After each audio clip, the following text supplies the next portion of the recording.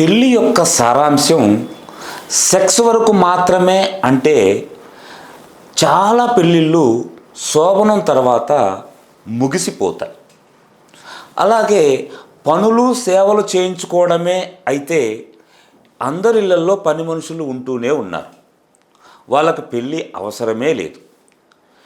పిల్లలను కని పెంచడం అయితే పిల్లలు పెరిగి పెద్దయిన తర్వాత వృద్ధిలోకి వచ్చిన తర్వాత కలిసి ఉండడంలో అర్థమే లేదు.